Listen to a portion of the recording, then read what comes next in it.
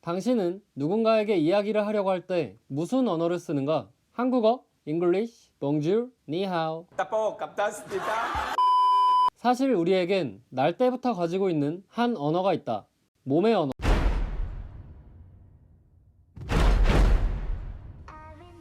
우리는 내면의 무언가를 이야기하고 싶을 때 때론 말로, 문자로, 그림으로, 몸짓으로, 외모로, 패션으로 다른 이들에게 표현한다. 사람, 즉 우리는 여러 방법들을 통해 다른 이들에게 자신의 생각을 표현한다. 그렇다면 기업은 어떻게 표현할까? 분명 기업도 우리에게 하고 싶은 말이 있을 텐데 그들은 무엇으로 우리에게 말을 걸까? 이쯤 되니 이거 광고 관련 채널이니까 당연히 광고인가? 아니면 마케팅? 이라고 생각할 것이다. 정답이다. 몸의 언어.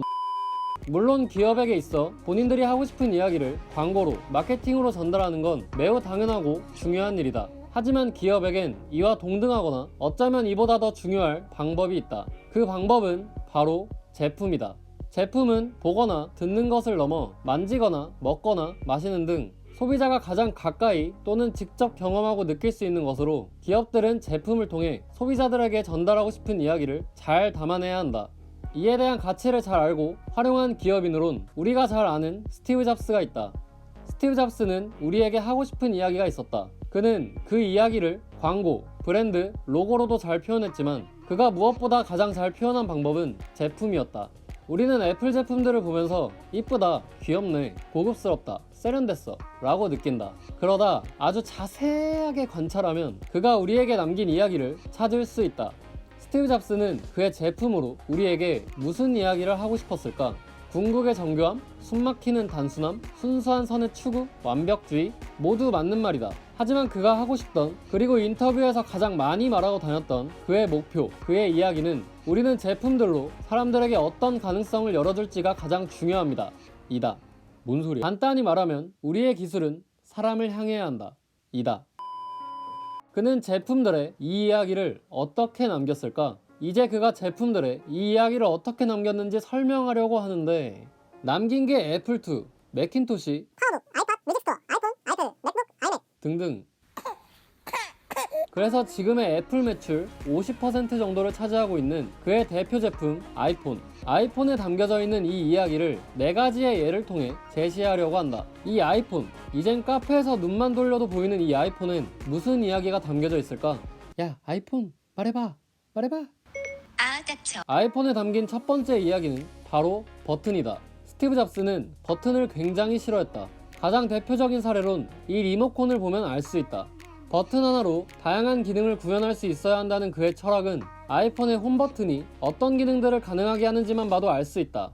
홈 이동하기, 실행 중인 앱들 보기, 터치 아이디 인식, 시리 부르기, 함성 사용, 실행 완료, 스크린샷, 강제 종료, 손실 사용 등등. 이처럼 스티브 잡스는 아이폰에 버튼이 많아지는 것을 원치 않아 홈 버튼만으로 이 많은 것들을 가능하게 했다. 스티브 잡스는 전원 버튼을 넣는 것도 싫어했다. 주머니에 넣은 전화기가 어쩌다 잘못 눌려 음악을 재생하거나 임의로 전화를 걸면 어쩌나 걱정했기 때문이다. 그래서 고안한 해결책이 바로 밀어서 잠금 해제였다. 아이폰의 두 번째 이야기는 터치다. 3번의 터치만으로 원하는 메뉴에 들어갈 수 있어야 한다. 이는 애플이 초기 아이팟을 설계하는 데 있어 스티브 잡스가 개발팀에게 했던 유명한 말이다. 아이폰도 이 기준을 차용했다. 지금도 내가 원하는 와이파이로 연결하려면 이렇게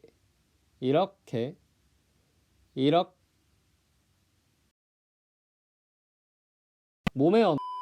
우리는 아이폰 이전의 핸드폰, 스마트폰들이 가지고 있던 터치, 버튼으로는 사진을 보거나 무언가를 찾으려면 광클을 해야 했다. 하지만 이젠 기존 스마트폰에 스타일러스, 키보드를 빼고 손가락을 이용한 터치를 직관적으로 사용함으로써 이때부터 우리는 손가락으로 쫙이 가능하게 되었다.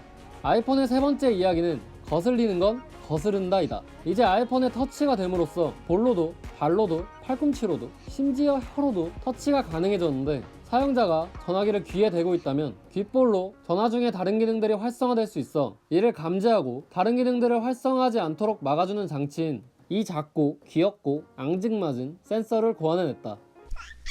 이어서 콩나물대가 이 특이하게 생긴 이어폰도 그냥 콩나물을 보고 디자인한 것이 아니라 대중의 귓구멍 모양들 데이터를 모아 사용자가 이어폰으로 음악을 들을 때 거슬리지 않게 가장 편안하게 들을 수 있는 디자인을 고안해 만들어진 것이고, 원래 위에 있던 이어폰 단자도 밑으로 놓음으로써 이어폰 선이 사용할 때 거슬리지 않게 했다.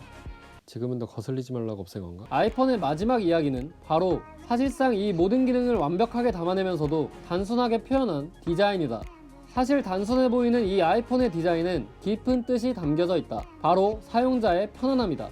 그냥 겉으로 아이폰을 보면 굉장히 단순하다고 느껴 이게 뭐가 그렇게 대단한 디자인이지? 라고 생각할 수 있다. 하지만 바로 이 단순한 디자인이 제품을 사용할 때 뇌가 직관적으로 판단할 수 있게 에너지 사용을 줄여 제품 사용자들에게 편안함을 제공한다. 사람들에게 가장 직관적으로 편안하게 인식되는 도형으로 직선, 원, 정사각형, 점삼각형 등의 기본 도형이 있는데, 애플은 이중 직선, 원, 정사각형을 극도로 너무 심하다 싶을 정도로 오차없이 활용한다.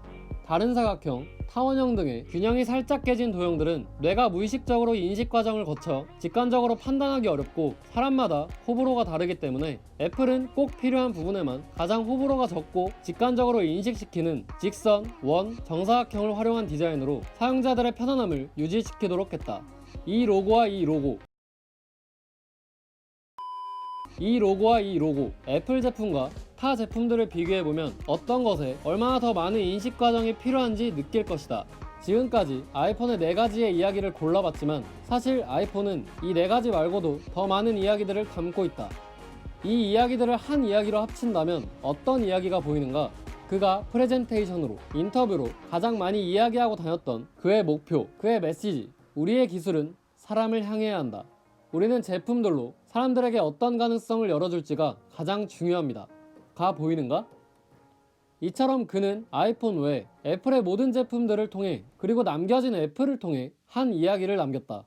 그리고 우리는 지금도 그의 이야기를 보고, 듣고, 만지고, 경험하고, 느끼고 있다.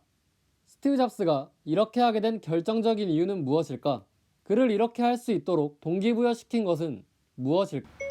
TMI입니다. 영상이 마음에 드셨다면 구독과 좋아요를 부탁드려요.